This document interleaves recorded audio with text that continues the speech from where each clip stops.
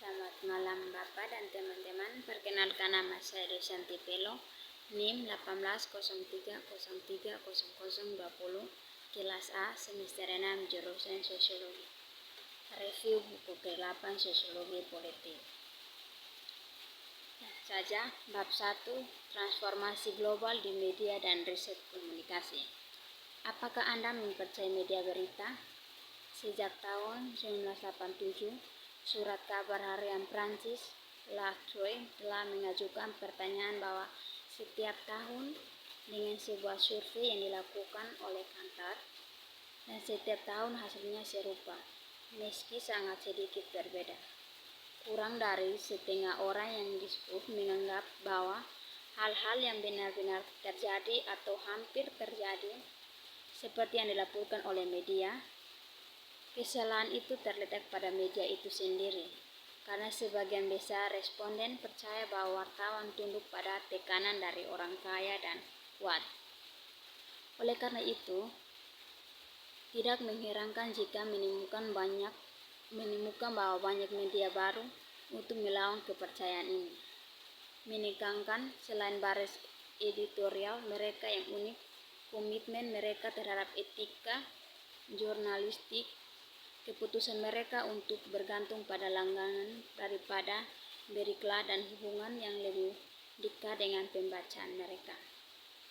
Konteks ini menunjukkan bahwa meskipun masalah tersebut telah bersama kami selama lebih dari 1 abad, pertanyaan tentang kemerdekaan media masih sangat berhati-hati saat ini. Pergulaan baru-baru ini dalam ekosistem informasi ditandai khususnya oleh gelombang konsentrasi ekonomi baru dan kekuatan yang dapat diubah dari platform digital besar dan algoritma mereka tidak memperbaiki situasi ekonomi sebagian besar media atau kondisi kerja wartawan atau perspektif masyarakat terhadap informasi yang diproduksi. Sebaliknya, karena kritik tersebut sering dibenarkan yang telah diratakan dan di media dalam beberapa dekade terakhir oleh penelitian sains, sosial, dan masyarakat sipil. Baru-baru ini telah diperparah oleh serangan yang semakin erat dari warga yang marah, industrialis, dan pejabat terpilih sama, bahkan ke tingkat pemerintahan tertinggi. Namun demokrasi tidak bisa eksis tanpa media gratis. Pilihan tema kemerdekaan media adalah kebutuhan dan kesempatan.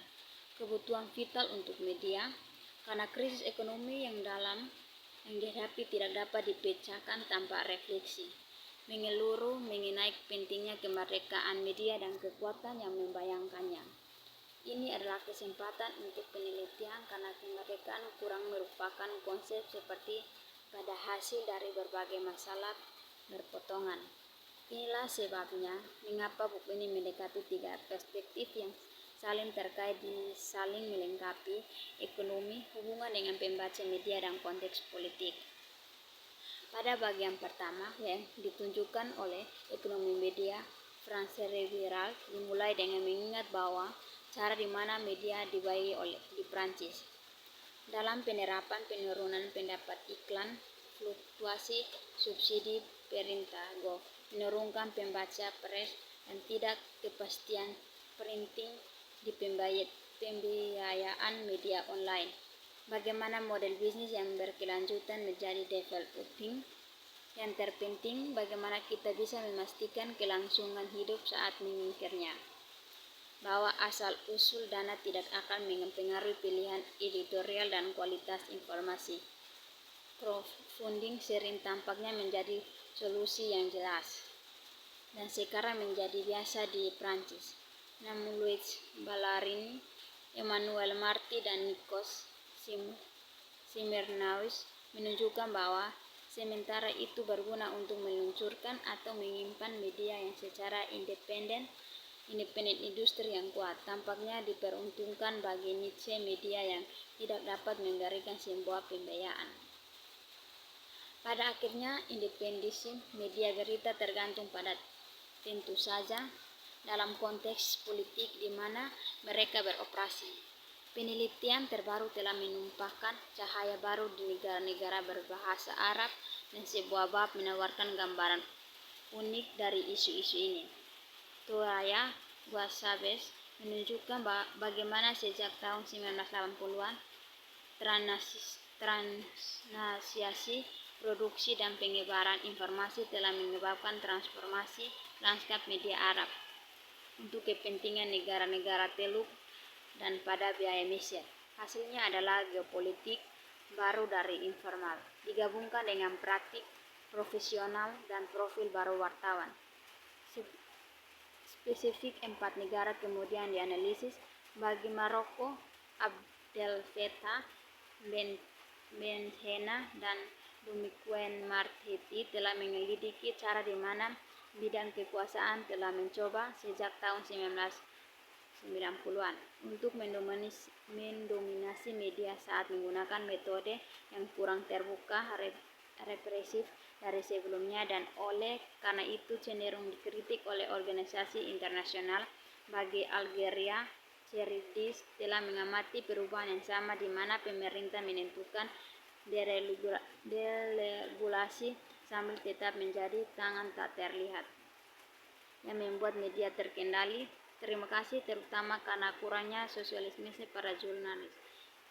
Enrique Klaus dan Oliver Coat menggambarkan bagaimana Tunisia setelah musim semi Arab, dominasi politik media pribadi melemahkan baik oleh transisi dari media cetak ke media digital dan oleh konteks ekonomi yang mengalami krisis oleh aktor utamanya. Bab 2. Danau cetak dan media berita online di Prancis, perkembangan dan tantangan. Untuk memulai bagian ini, yang melihat bagaimana pertumbuhan kemeruan baru-baru ini menggarisbawahi kekhawatiran tentang cara berita media dibiayai. Fran Reviral mempelajari perubahan besar dan isu-isu sosial ekonomi yang mempengaruhi sumber daya keuangan yang tersedia untuk media cetak dan online di Prancis. Seperti di banyak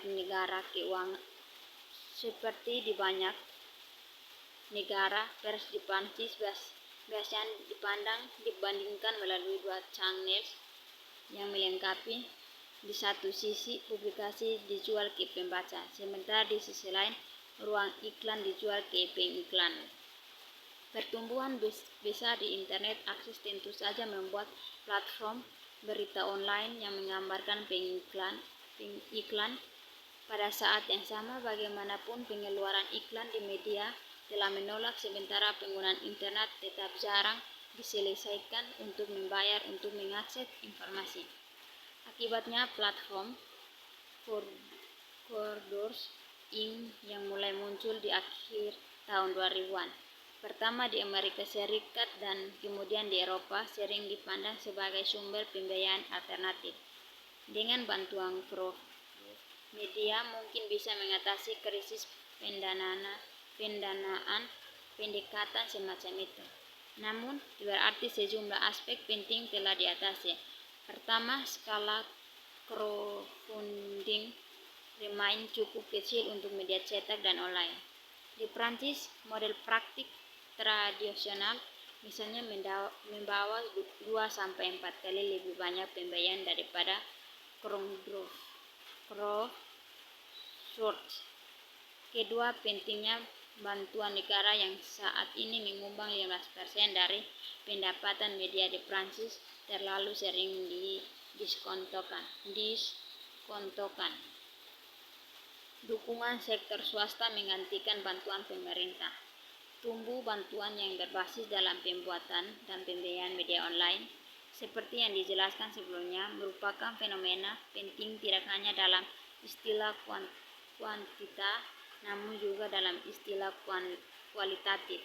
Meski trennya lebih baru-baru ini, dan karena itu kurang jelas, sektor swasta mulai menggantikan otoritas publik sebagai sumber pendanaan dan distribusi bantuan.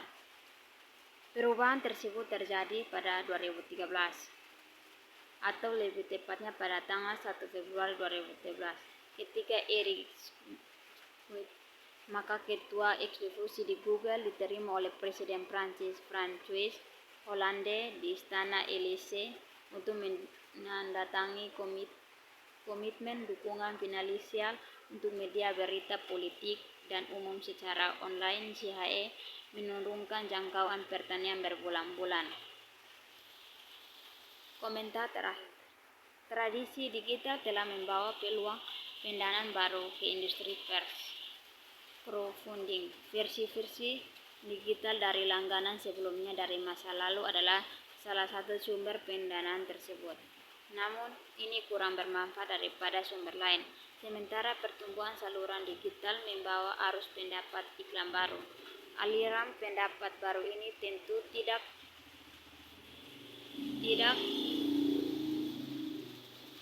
mengimbangi penurunan pendapat yang dihasilkan konsumen. Pada saat yang sama, industri ini juga menemukan dirinya diangkat oleh gerai lain yang lahir dari era internet informasi. Di antara mereka, Google telah melangkah melebihi perannya sebagai information untuk berinvestasi dalam dana untuk mendukung pers online di Prancis sehingga mengganti negara Prancis sebagai penyedia bantuan keuangan. Sejak saat itu, Google telah menimbulkan upaya di bidang ini dan sekarang terlibat di tingkat Eropa. Pada tahun 2015, ini menciptakan dana inovasi berita digital sepanjang garis fin Prancis yang terbuka untuk semua negara anggota UE. Dengan demikian, ini telah membantu memastikan bahwa layanan Google dimasukkan ke dalam proyek mengembangkan situs berita di seluruh Eropa. Google telah melakukannya untuk memastikan pengaruhnya yang didominasi atas industri ini dan meningkatnya kemungkinan pengambilan media yang sampai sekarang telah beroperasi sebagian besar melalui surable finansial. Hampir sejajar negara Prancis telah memperkenalkan sejumlah upaya baru untuk mendukung persamaan online. Pada tahun 2017, kontribusi baru ini sebesar 27 juta dilakukan untuk dana strategis untuk pengembangan pers, lebih dari 2 kali lipat jumlah sumber daya yang tersedia dibandingkan tahun sebelumnya. Sekian dan terima kasih.